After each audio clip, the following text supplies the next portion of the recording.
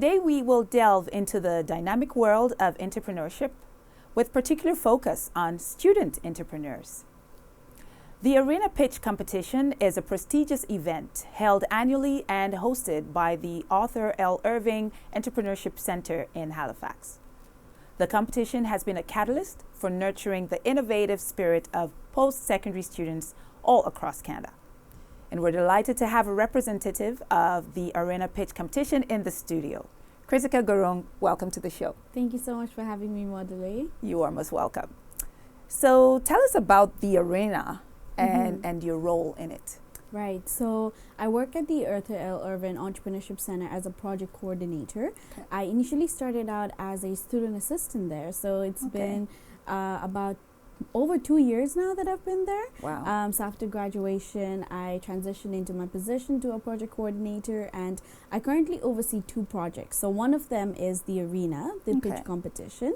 We have been running the Arena for the past 3 years now, and in 2024, it's going to be our 4th annual year that we're running the pitch competition. Wow. I've always viewed the Arena as an audience, just watching the live matches. But this year, I'm overseeing it as a project coordinator, and I'm really excited. Wow, that sounds interesting.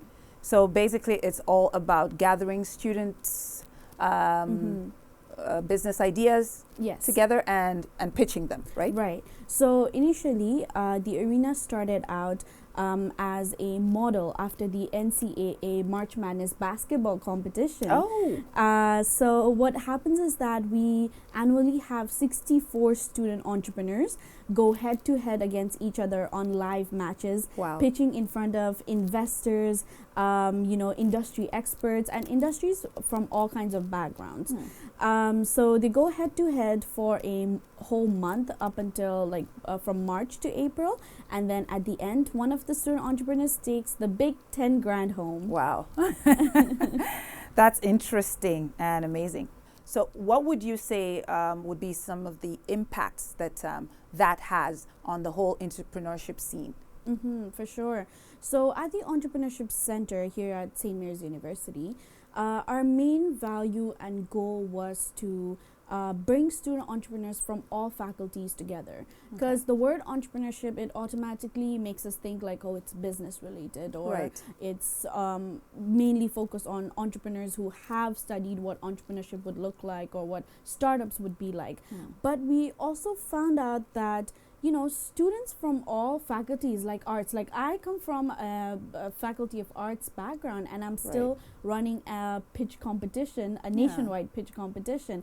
So we found out that students from all faculties can be entrepreneurs. Entrepreneurship is not limited to only business students. And that is something that we really wanted to foster in our community, and that's how the Arena started. Is the main goal was to bring students from all different cultures, backgrounds together with just an idea, with just a business idea, and that's what the Arena is all about. Awesome. So in what way in particular does the Arena help to transition a business idea into a successful venture? Right. So when students first start out with the Arena, they come to us with only an idea. It may not even be well written or well thought out. They just have a spark. They just have a business idea. But as they progress into the competition, they start to think about, what is the problem that I am providing a solution to through my business? What is my target audience? Who are they? What is my value proposition? What does my business bring value to? What is the proposition of that? What is the purpose of my business? So as they go through the competition, all of these key factors they start to think about, because as they progress in each rounds of the Arena, we tend to focus on certain key factors that the judges might mark them on. So they have to focus on those key factors that makes them that helps them to think and turn the business idea into more of a successful venture forward. So with regards to the selection process, I mean, entrepreneurship involves a diversity of talent. There's all kinds of entrepreneurship. How does the selection process run, and how does it take, all that diversity into consideration? So in the past, we've had only written applications, and as you can imagine, that would it was a lot of work because we would have over 160 applicants, and we would have to go through each and every written answer and question, and it's really hard to determine which business should move forward because all businesses matter. They all are working towards something, so it's very hard for us to see who needs to move forward and who cannot. So this year, what we have changed about the selection process is that instead of a written application, we want students to submit a video pitch of just 1 minute. So in that way, we also see the personality of the students, because I feel like when you're writing something, your personality doesn't really come up. And also people can perceive tones differently when it's written. Versus when you see them face to face or on a video, you see what they're talking about, you see the passion in their eyes, and that's something that really connects just people together. Is just that spark, that connection, that the humanness in it. So that's something that we've changed about a selection process. And before, it was just the staff at the Arthur L. Irvin Entrepreneurship Center that would go through all the applicants. But now our model is that each university that we partner up with, they would host a small competition among themselves, and they would select the top 5 or top 4 that they would have from their schools, and then send it to us. So we know that we have a refined list of student entrepreneurs who would go forward in the arena. Speaking about the university communities, I was wondering about their role in helping to build a supportive environment for this budding entrepreneurs. What else does the university community do to make sure that they're able to push the best prospects forward? Right. As a person working in an entrepreneurship center in Halifax, it was quite difficult to find a community of other entrepreneurship centers who did the same work as we do. But now we are seeing a lot of upcoming incubator spaces, accelerator programs, entrepreneurship centers all over Canada. So our main goal through the arena was also to connect with communities and, like you said, partner universities or organizations that share the same values as us. So through the arena, we're not only gaining their students, but we're also gaining their partnership, and they're also gaining our support as well. So together, we are, hoping that arena would go on a global scale and not only Canadian wide, but just an international wide pitch competition where Canada is best represented with all of their incubator spaces, entrepreneurship centers together. Because that's what we're all about. We're just here to support our student entrepreneurs so they go on to choose entrepreneurship as a viable career option. So do you know if there are any maybe bodies within the universities that we could point students to and say, if you have any entrepreneurship streaks, look out for X or Y within the university community? Are there any bodies or societies like that? For sure, yes, for sure. I've had wonderful experience with Enactus. So to whoever who doesn't know what Enactus is all about, so Enactus is a student-led organization that runs social issues as businesses. So what we do is we tackle social issues and come up with projects that are viable source of income or could be a social enterprise.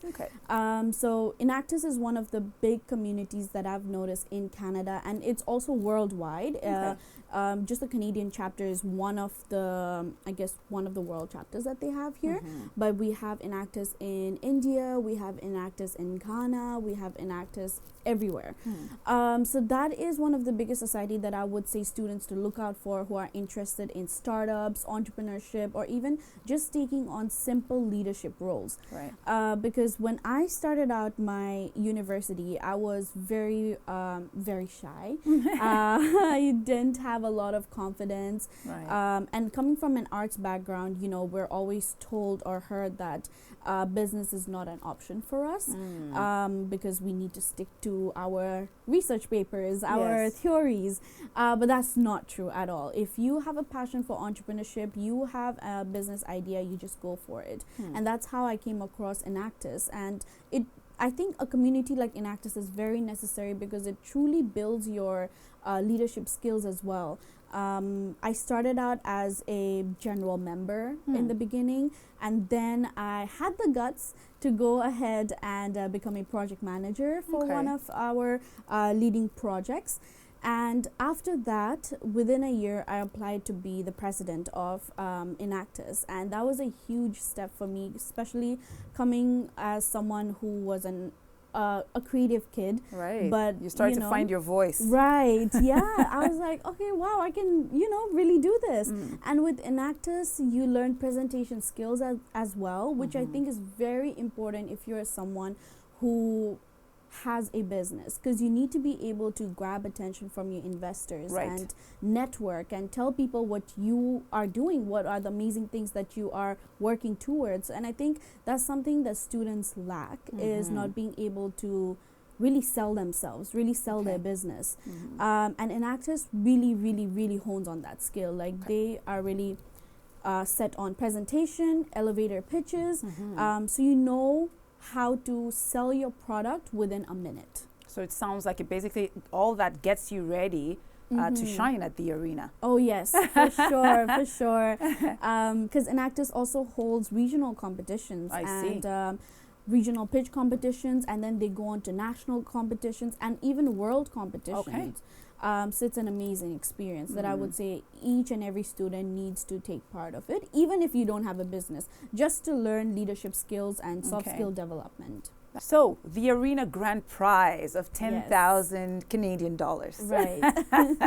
What would you say, in your opinion, that how would you say that this impacts the winner in terms of the financial support on their entrepreneurship journey? For sure. So $10,000 is a lot of money, especially for a student entrepreneur that has never really had anyone invested in their business or never really had any grants. So $10,000 is a really great way for them to start maybe hiring people on their team, because a lot of the times we get entrepreneurs, especially student entrepreneurs, who are running their business by themselves. So with $10,000 they're able to hire someone that could help them out in their business. They're able to market their products better because now they have the money to pay for advertisements. They can pay people to put their maybe viable products on their shelf, so people can come in and see their wonderful products on a pop-up event, or even just sell it in a market space, right?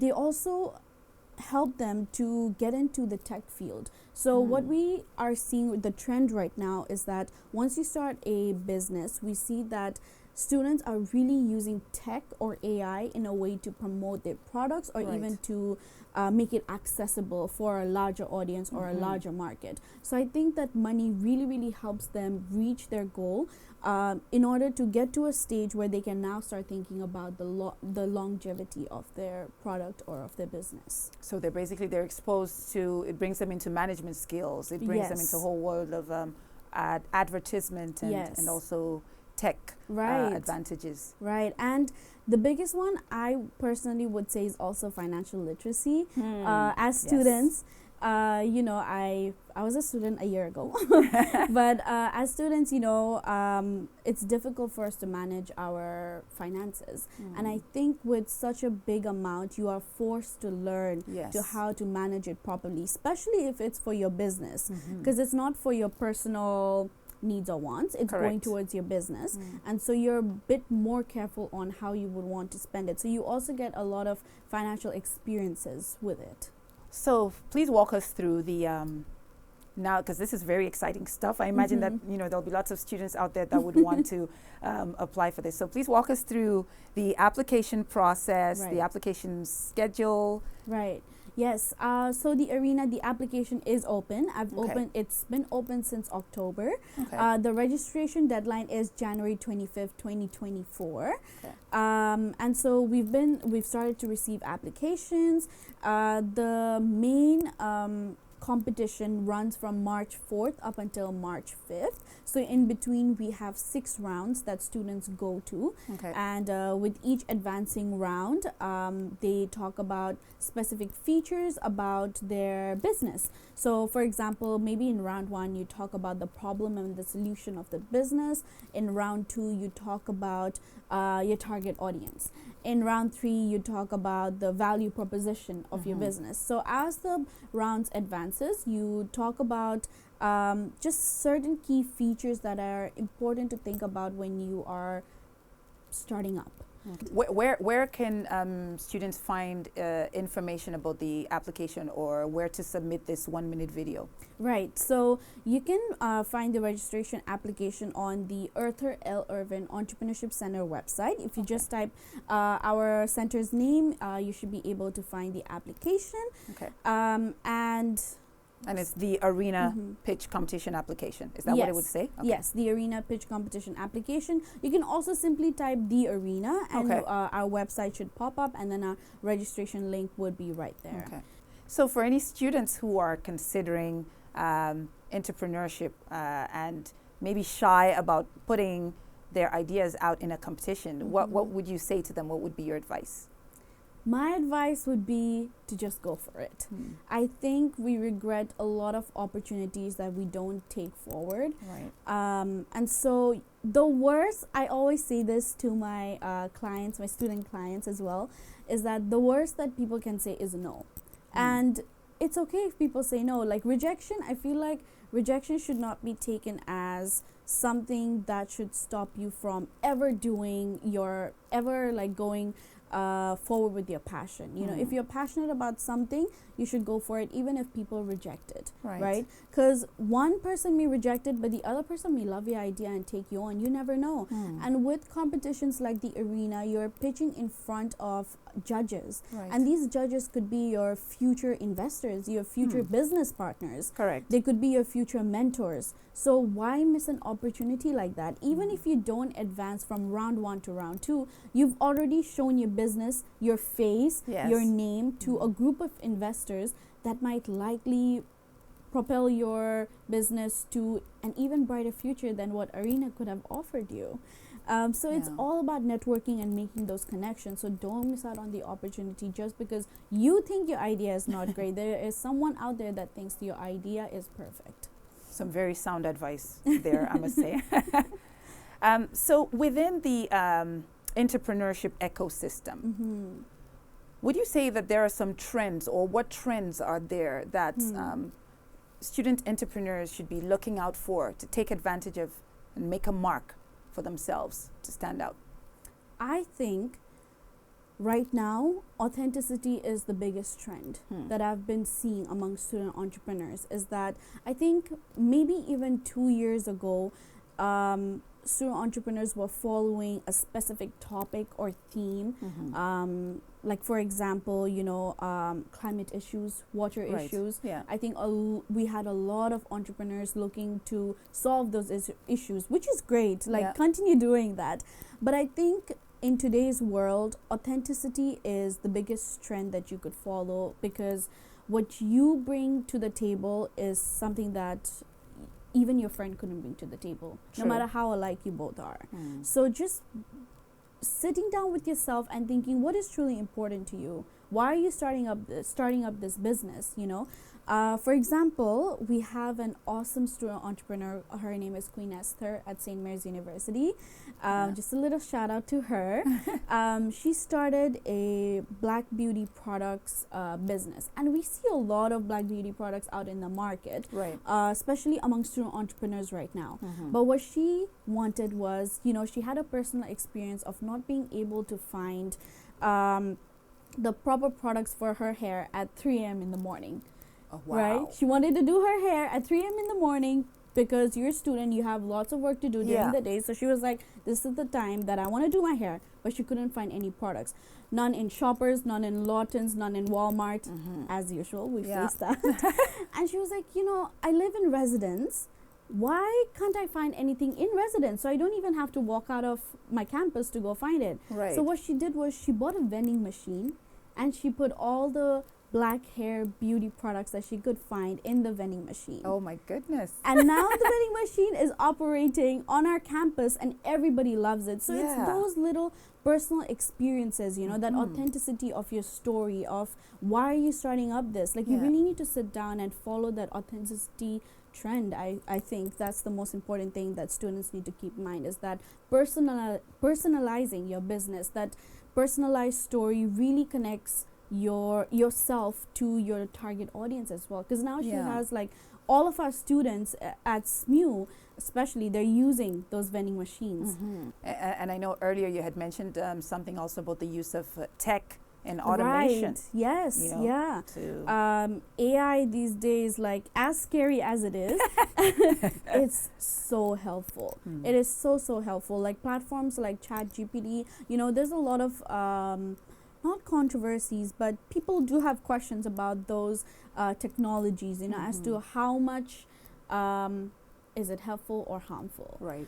But I would say as long as it's not harming you in any way, you should go ahead and just use those free technologies. They're just out there for you to use it, right? So why not go ahead and give it a try? And if it's not for you, you can step away from it. But if it's something that would really help you push your business forward, go for it. So as the arena evolves, you said it's in its 4th year now. Yes. So as it evolves, what do you see as the future for arena, and maybe some potential innovations to make it bigger and better across Canada?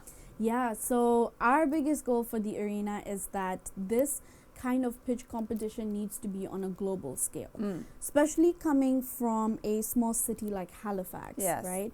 And it's run by a small, like, we do a lot of work at the Irvin Entrepreneurship Center, but at the end of the day, we're just one entrepreneurship center at St. Mary's University. So we would like to have more of those community networks, like I mentioned before, incubator spaces, entrepreneurship centers, to come together and host this wonderful pitch competition on a international level, on a global level, and help student entrepreneurs from all faculties and background, because that was one of our biggest goals, is to, you know, provide resources for our student entrepreneurs no matter where they come from, because the pitch competition is open to domestic students and international students as well. Right. We also really look forward to, you know, support our alumni as well, because we don't want the student entrepreneurs to graduate and feel like the resources have been taken away from them. Right. And that's one of the most common feeling that you feel once you graduate, because and that's something that was really scary for me coming out of my student status, is like,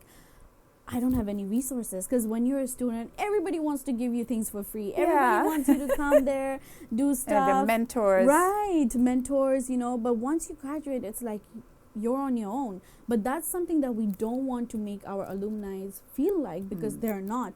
The resources are there, it's just not being put forward yet. So that's something that we're really trying to create with the arena, is, you know, helping student entrepreneurs and our alumni as well. Okay, so there's lots of potential for expansion. Right. Well, we wish you all the best as you Thank continue to shine the light on our student entrepreneurs and put Halifax on the global map at the same time. Thank you. Thank you for being with us today. Thank you so much. And that was Kritika Gurung. She's been talking to us about the arena, an annual pitch competition hosted by the Arthur L. Irving Entrepreneurship Center here in Halifax. If you haven't done so already, remember to subscribe to this channel. And for more about community updates, you can send us an email, communityupdateNS@gmail.com. I am Modele Akitokun, and I will see you soon.